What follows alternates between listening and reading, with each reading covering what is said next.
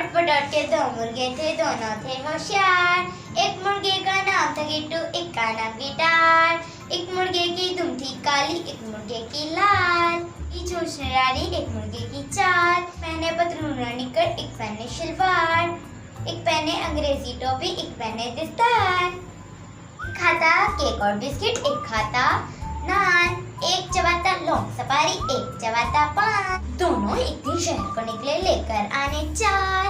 पहले सब्जी मंडी पहुंचे, फिर लंडे बाजार। एक बोला मैं बाप बहादुर, तू है नीरा पटेल। एक बोला मैं लगड़ बगेला, एक बोला मैं शेर। दोनों में फिर हुई लड़ाई, ठीठी की ठुठ उठा। दोनों ने फिर हाथापाई, ही हू हा। एक मुर्गे ने सीख उठाई, एक मुर्गे ने डांग। के दोनों पंजे टूटे, एक की टूटी टांग। थानेदार ने हंटर मारा, चीखे चू चू चू।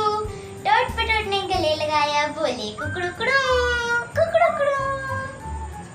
मेरी वीडियो अच्छी लगी तो प्लीज मेरे चैनल को लाइक सब्सक्राइब शेयर कीजिएगा। नेक्स्ट वीडियो में मिलेंगे, बाय बाय।